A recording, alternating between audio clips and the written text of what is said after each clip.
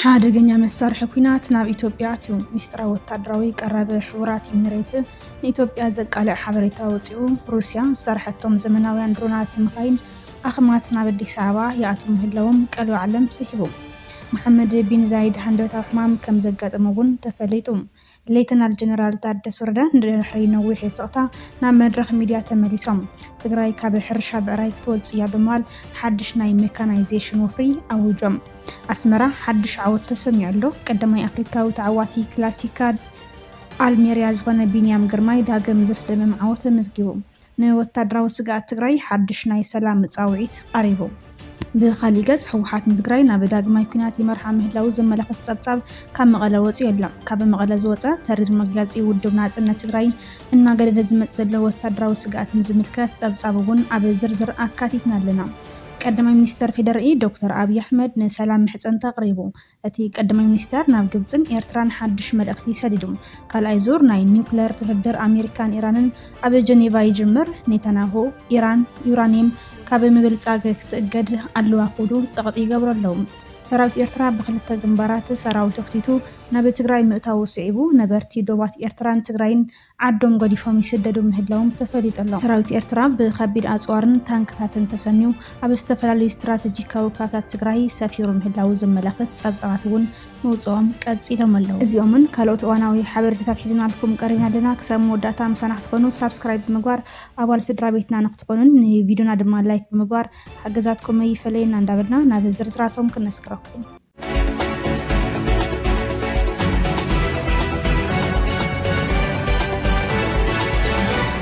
ሕቡራት ኤሚሬት ዓረብ ኣዝዮም ዘመናውያንን ክቡራትን ናይ ኩናት መሳርሕታት ብሕቡእ ናብ ኢትዮጵያ ተእቱ ምህላዋ ዘመላኽት ሓበሬታ ተቓሊዑ ሕቡራት ኤሚሬትስ ዓረብ መቐጸልታቲ ንኢትዮጵያ ትገብሮ ዘላ ኣዘራራቢ ድጋፍ መሳርሕታት ኩናት ናብ ኢትዮጵያ ብበዝሒ ተእቱ ከም ዘላ ዘመላኽት ሓበሬታ ወፂኡ ሕቡራት ኤሚሬት ዓረብ ብበዝሒ ዘመናዊ ወታደራዊ ተሽከርካሪታትን ናይ ኩናት መሳርሕታትን ብምድላው ናብ ኢትዮጵያ ተመላልስ ከም ዘላ ዘርኢ ሓበሬታ ወፂኡሎም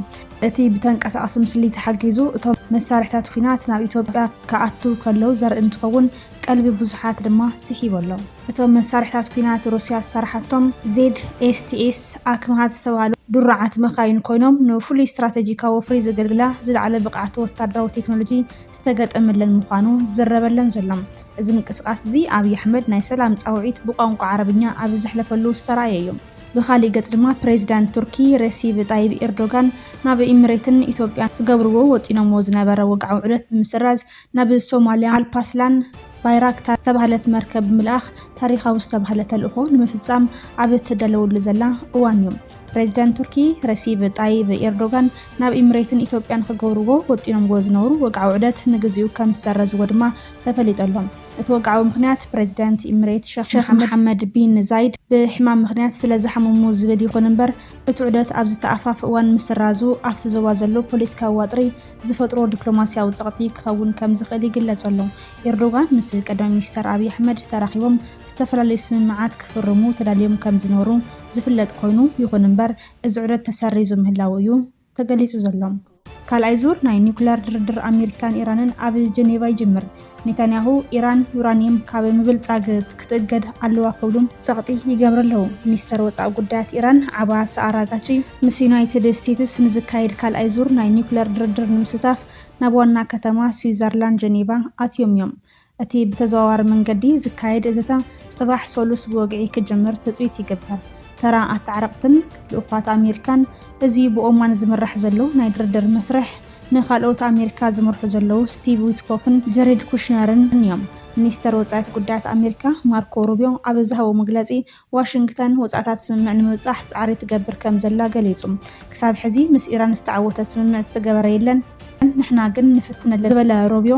ፕሬዚዳንት ዶናልድ ትራምፕ ካብ ወታደራዊ መጥቃዕቲ ላዕሊ ዲፕሎማስያዊ ስምምዕ ከም ዝመርጹ ኣፍሊጡ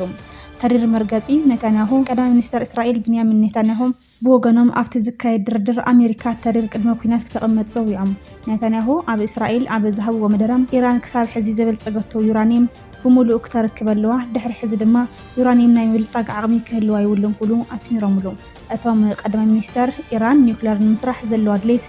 بمسرته كفشل كم زلو تماغويتم ናይ ኢራን ግብረ መልሲ ድማ ምክትል ሚኒስትር ወፃኢ ጉዳያት ኢራን ማጂድ ታክት ራቫንቺ ንቢቢሲ ኣብ ዝሃብዎ ቃል ኣሜሪካ ነቲ ዝተነበረላ ማዕቀብ እትልዕሎቱ ኮይና ኢራን ናብ ስምምዕ ንምብፃሕ ሚኢጥ ክትገብር ርድውቲ ምዃና ገሊፆም። ይኹን እምበር ኢራን ዩራኒየም ከተበልፅግ የብላን ዝብል ጠለብ ንመሰላ ዝግህስ ቀይሕ መስመር ምዃኑ ብምግላጽ ነፂጋቶ እያ። ወታደራዊ ወጥሪ ኣብቲ ዞባ ዝድርድር ኣብ ዝካየድሉ ዘለዋን ኣሜሪካ ኣብ ማእከላይ ምብራቅ ዘለዋ ወታደራዊ ሓይሊ ምርግጋጽ ክልተ ነፈርቲ ጾር መራኽብ ናፍቲ ዞባ ኣጸጊዓላ። ማርኮ ሮቢዮ ከም ዝሓበሮ እዚ ምንቅስቃስ ባሕሪ ሓይሊ ኮነ ይኹን ክመጽእ ዝኽእል ሓደጋ ንምክልኻል ዝዓለመ እዩ።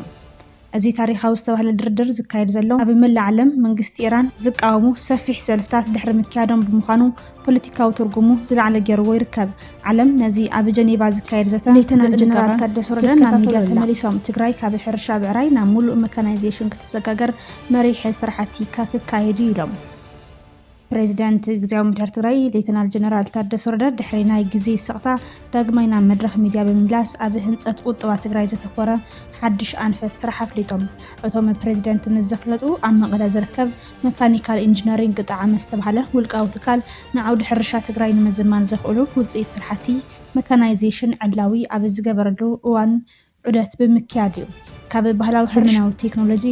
ሌተናል ጀነራል ታደሰ ወረደ ኣብ ዘመሓላልፎ ጽኑዕ መልእኽቲ ትግራይ ድሕሪ ሕዚ ኣብቲ ንዘመናት ክትጥቀመሉ ዝጸንሐት ድሑርን ባህላውን ኣገባብ ሕርሻ ተሓፂራ ክታረፍ ከም ዘይብላ ኣስሚሮም እዮም።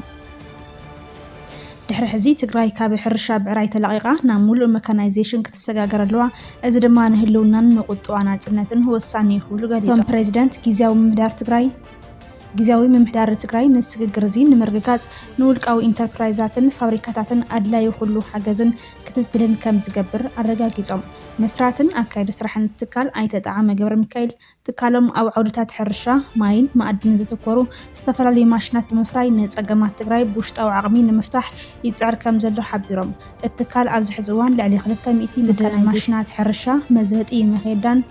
ምሕረስ ነፍሪው ንሓረስቶት ንምክፍፋል ተዳልዩ ከም ዘሎ ተገሊጹ። እዚ ብውሽጣዊ ዓቕሚ ዝተመረተ ናውቲ ብርቱዕ ሸርፊ ወፃኢ ካብ ምድሓኑ ብተወሳኺ ንፍርያት ሕርሻ ሓረስቶት ዝዕዝዝ ምዃኑ ተሓቢሮም። ቢሮዊ ደገፍን ስትራቴጂካዊ ትኩረትን ሓላፊ ቢሮ ሕርሻን ሃፍቲ ተፈጥሮን ትግራይ ኣይተ ኣለም ብርሃን ሃሪፎዮ ብወገኖም እዚ ብጣዕሚ ኢንጂነሪንግ ዝተጀመረ ስራሕ ሕርሻ ትግራይ ካብቲ ንርእሰ ምርኮሳ ዝካየድ ዝነበረ ናብ ንግዳዊ ብርኪ ንምስግጋር ዓብዪ በሪ ዝኸፍት ምዃኑ ገሊፆም። ቢሮኦም ነዚ ውፅኢት እዚ ናብ ሓረስቶት ምብፃሕን ናይ ዕዳጋ ምትእስሳርን ንምፍጣርን ብትግሃት ከም ዝሰርሕ ቃላት እዮም። ብተመሳሳሊ ምክትል ሓላፊ ቢሮ ኢንዳስትሪ ትግራይ ኣይተ መሓሪ ገብረ ሚካኤል ኣብ ትግራይ ዓውዲ ሕርሻ ንምዝማን ዘኽእላ ልዕሊ 6,000 ዝኾና መካናይዝድ ማሽናት ኣብ ጥቕሚ ይውዕላ ከም ዘለዋ ሓቢሮም። ጣዕሚ መካኒካል ኢንጂነሪንግ ድማ በቲ ዘርእዮ ብቕዓት ዝሰፍሐ ናይ ኢንቨስትመንት ቦታ ንኽወሃቦ ከም እተወሰነሉ ኣፍሊጦም። ጣዕሚ መካኒካል ኢንጂነሪንግ ነዚ ዓብዪ ፕሮጀክት እዚ ንምስራጥ ካብ ዓብዪ ትካል መስፍን ኢንዳስትሪያል ኢንጂነሪንግ ናይ ጥረ ነገራትን ሓፂን መፅንን ደገፍ ከም ዝረኸበ ተሓቢሩ። እዚ ልዕሊ 100 ሚልዮን ቅርሺ ዝዋጎም ናውቲ መካናይዜሽን ኣብ ትግራይ ሰላም ምስ ሰፈነ ብውሽጣዊ ዓቕሚ ተጋሩ ዝተፈጸመ ዓብዪ ናይ ስራሕ ዓወት ተገይሩ ተወሲደሎም። ሌተናል ጀነራል ታደሰ ወረደ ናብ መድረኽ ሚድያ ተመሊሶም ነዚ ዓብዪ ናይ ልምዓት ምንቅስቃስ ምምራሕ ዝጀመሩሉ ኩነታት ህዝቢ ትግራይ ካብቲ ዝነበሮ ስምባደ ኩናት ወፂኡ ናብ ህንፀት ቁጠባን ርእሰ መርኮሳን ክሰጋገር ዘለዎ ድሌት ዘርኢ ምዃኑ ተዓዘብቲ ይገልጹ። ኩሉ መንግስታውን ውልቃውን ትካላት ነዚ ናይ መካናይዜሽን ራእይ ንምስላጥ ብሓባር ንክሰርሑ ድማ ጻውዒት ቀሪበሎም። ቢንያም ድሕሪ ዓወት ኣብ ዝሃቦ ቃለ መሕትት ንዓወቱ ሙሉእ ብሙሉእ ናፍቲ ዘግርም ናይ ሓባር ስራሕ ደቂ ጋንትኡ እዩ ጽጊዕዎም። እቲ 190 ኪሎ ሜትር ዝነውሓት ውድድር ኣዝዩ ተቐዳዳሚ እኳ እንተነበረ ደቂ ጋንትኡ ግን ካብ መውደቕቲ ሓልዮምን መሪሖምን ክሳዕታ ናይ መወዳእታ 200 ሜትሮ ኣብፂሖምዎ እዮም።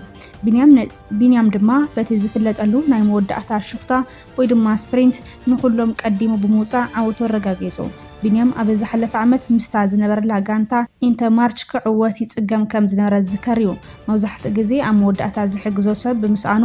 በይኑ ክቃለስ ይረአ ነይሩ። ሕዚ ግን ምስ ጋንትኡ NSN እቲ ጸገም ተፈትሐ ይመስል። ሓቂ ንምዝራብ ከምዚ ዓይነት ምርሒት ረኺባ ኣይፈልጥን ብምባል ድማ ነቲ ረኺብዎ ዘለዉ ሓያል ደገፍ ኣመስኪሮም። እዚ ዓወት እዚ ንቢንያም ኣብ ናይ ፕሮፌሽናል ጉዕዞ መበል 18 ዓወቱ ክኸውን ከሎ ነታ ሃገራዊት ጋንታ ኤርትራን ጋንትኡን ድማ 250 ነጥቢ ኣምፂኡሎ። ብተወሳኺ ቢንያም ነዚ ውድድር እዚ ዝዓተረ ቀዳማይ ኣፍሪካዊ ብምዃን ሓድሽ ታሪክ ጽሒፉ ኣሎ። እዚ ጅማሮ እዚ ቢንያም ግርማይ ኣብዚ ዓመት ንዝጸበይዎም ዓበይቲ ውድድራት ዙር ፈረንሳይ ሓዊስካ ብሓያል ድርክከይትን ብቕዓትን ንኽዳሎ ዓብይ ባይታ ዝፈጠረሉ ምዃኑ ተዓዘብቲ ስፖርት ይገልጹ።